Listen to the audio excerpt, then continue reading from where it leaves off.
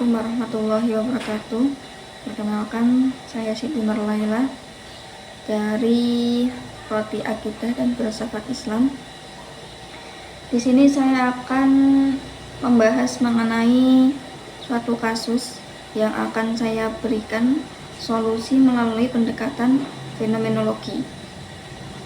Tugas ini untuk memenuhi tugas mata kuliah Filsafat Barat Kontemporer yang diampu oleh Bapak Mudakir Mulisin S.Phil MPH. Sebelum kita masuk ke konflik atau kasus, saya akan menjelaskan terlebih dahulu mengenai apa itu fenomenologi dan siapa saja tokohnya yang akan saya gunakan nanti untuk menjawab solusi dari kasus tersebut.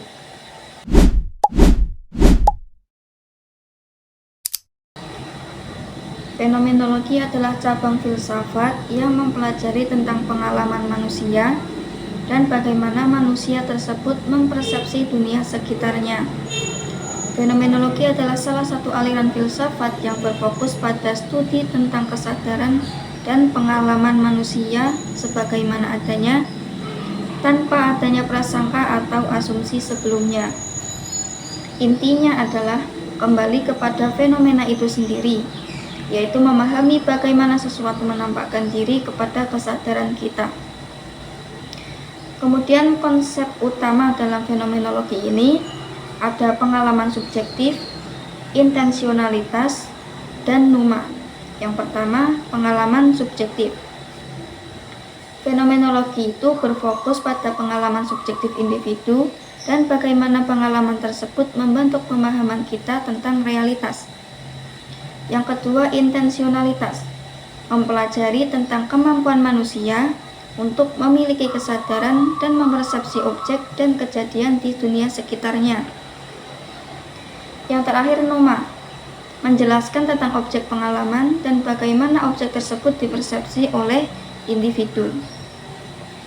Tujuan dari fenomenologi ini yang pertama untuk memahami pengalaman manusia dan bagaimana pengalaman tersebut membentuk pemahaman kita tentang realitas.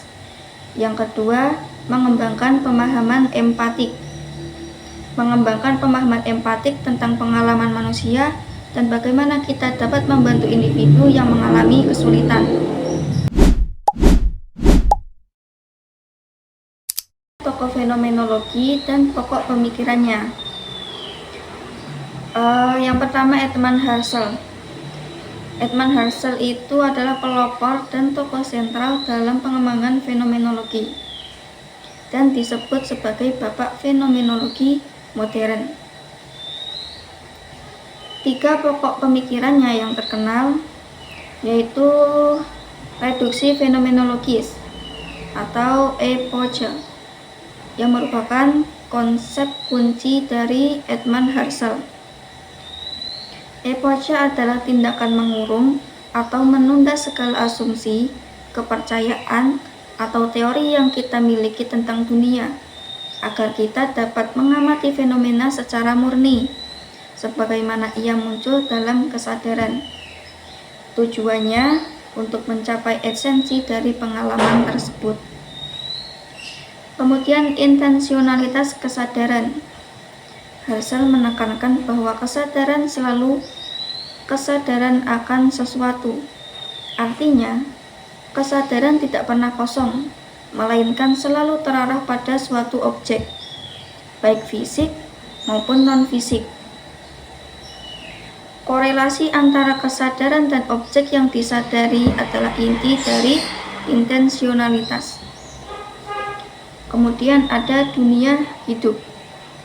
Konsep ini merujuk pada dunia pengalaman sehari-hari yang sudah familiar dan dipahami secara pra-reflektif oleh individu.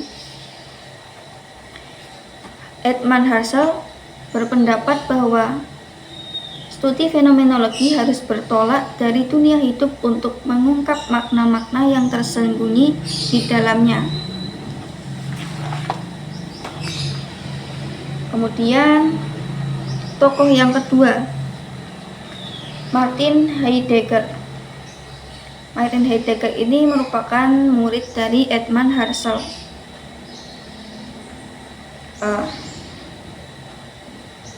Pokok pemikiran dari Martin Heidegger ini, yang pertama ada Dasein, yang menjadi konsep sentral dari Heidegger. Dasein secara harfiah berarti keberadaan di sana atau ada di sana, merujuk pada kesadaran manusia yang unik. Dasein adalah makhluk yang sadar akan keberadaannya sendiri dan selalu berada dalam suatu dunia. Kemudian keterlemparan. Manusia dilemparkan ke dalam keberadaan tanpa memilihnya dan harus berhadapan dengan fakta-fakta eksistensinya. Kemudian ada kekhawatiran. Adanya Dasein selalu diliputi kekhawatiran tentang keberadaannya sendiri dan hubungannya dengan dunia. Kemudian tokoh yang terakhir ada Maurice Merleau-Ponty yang terkenal dengan fenomenologi tubuh. Merleau-Ponty menekankan peran sentral tubuh sebagai subjek yang mengalami dunia, bukan hanya sebagai objek.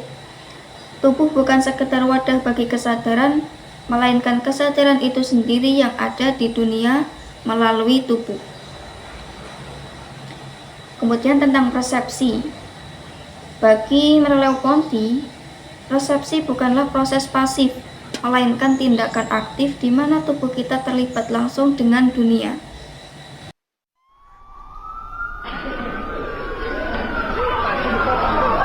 Maraknya kasus bullying atau tindak penindasan yang terjadi di lingkungan pendidikan yang dilakukan oleh sejumlah remaja putri di bawah umur Cilacap, Jawa Tengah menjadi korban kasus ini dengan memanggil sejumlah pihak. Bullying merupakan ekspresi menyimpang pada anak dalam upaya pencarian jati diri, peran pendidikan di keluarga dan sekolah sangat diperlukan sebagai penyeimbang. Kita masuk ke pembahasan pokoknya. Tentang mengenai kasus bullying di Indonesia. Bullying itu merupakan masalah serius, terutama di lingkungan pendidikan. Kasus bullying fisik, verbal, dan psikologi sering terjadi, dan dampaknya bisa sangat merugikan bagi korban, termasuk masalah kesehatan mental dan fisik. Penting bagi kita untuk meningkatkan kesadaran tentang dampak bullying dan mengambil tindakan untuk menciptakan lingkungan yang aman dan nyaman bagi semua orang. Nah, bagaimana pendekatan fenomenologi ini dalam menyikapi atau memberikan solusi mengenai kasus bullying di Indonesia? Pendekatan fenomenologi dalam menangani kasus bullying berfokus pada pemahaman mendalam tentang pengalaman subjektif semua pihak yang terlibat, mulai dari pembuli, korban, bahkan saksi. Berbeda dengan pendekatan lain yang mungkin lebih berfokus pada statistik, peraturan, atau intervensi perilaku semata. Nah, bagaimana solusi dari kasus ini? Yang pertama, kita mengambil pemikiran dari Husserl dan Merleau-Ponty. Solusi pertama, mendengarkan dan memahami pengalaman subjektif. Untuk korban, fokus utamanya itu memberi ruang aman bagi korban untuk menceritakan pengalaman mereka tanpa justifikasi, tanpa menjudge. Ini melibatkan mendengar secara aktif, mengakui perasaan mereka seperti marah, takut, sedih, dan memvalidasi bahwa apa yang mereka alami adalah nyata dan penting. Tujuannya bukan untuk mencari tahu mengapa mereka dibully, melainkan bagaimana mereka mengalaminya dan apa artinya bagi mereka. Kemudian untuk pembuli, jangan langsung diberi hukuman. Pendekatan fenomenologi ini mencoba memahami motivasi dan pengalaman internal pembuli. Apa yang melatar belakangi perilaku mereka? Apakah ada rasa tidak aman, keinginan untuk diterima, pengalaman traumatis di masa lalu, atau tekanan dari kelompok sebayanya? Memahami bukan berarti memaafkan perilaku, tetapi mencari akar masalah yang bisa diatasi. Kemudian untuk saksi, pengalaman saksi juga tak kalah penting. Mengapa mereka memilih untuk tidak campur tangan? Apakah ada rasa takut, ketidakpedulian, atau keyakinan bahwa itu bukan urusan mereka? Nah, dengan memahami perspektif mereka dapat membantu membangun lingkungan yang lebih mendukung.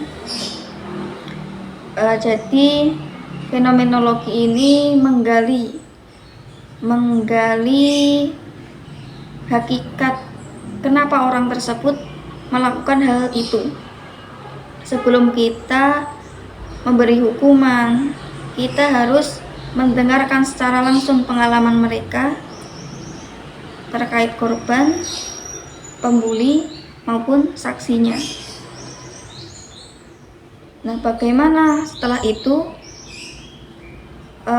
Setelah kita mendengar dari pengalaman mereka,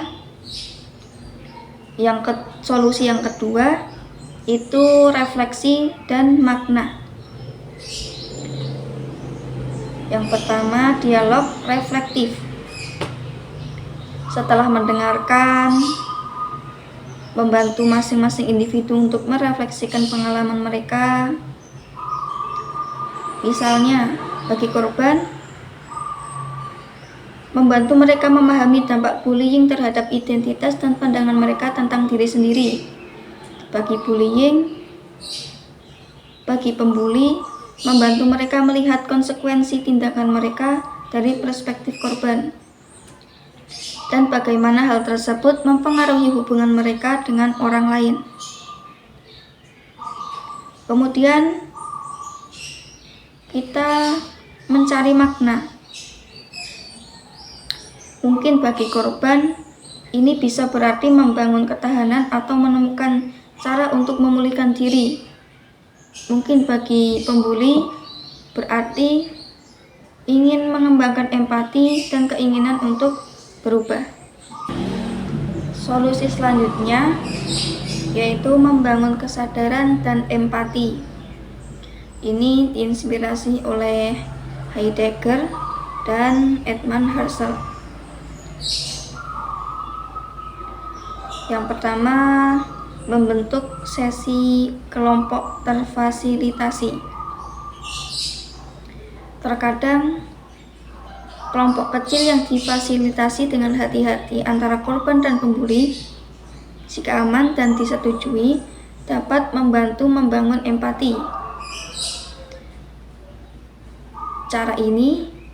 Solusi ini bukan untuk memaksa rekonsiliasi, tetapi untuk memberikan kesempatan bagi pembuli untuk mendengar langsung dampak tindakan mereka, dan bagi korban untuk mengungkapkan rasa sakit mereka. Menggunakan cerita nyata yang berfokus pada pengalaman subjektif ini dapat membantu memahami lebih dalam dampak bullying dan mengembangkan empati. Selanjutnya, perubahan perilaku berbasis pemahaman internal. Pendekatan fenomenologi ini tidak hanya berfokus pada menghentikan kasus bullying, tetapi juga membantu semua pihak untuk tumbuh dari pengalaman tersebut. Ini berarti mendukung korban dalam proses pemulihan mereka, dan membantu pembuli dalam mengembangkan perilaku yang lebih prososial. Nah, demikian ada 4 solusi dari fenomenologi terkait dengan kasus pembulian. Mungkin itu yang bisa saya sampaikan. Kurang lebihnya mohon maaf, semoga bermanfaat. Wassalamualaikum warahmatullahi wabarakatuh.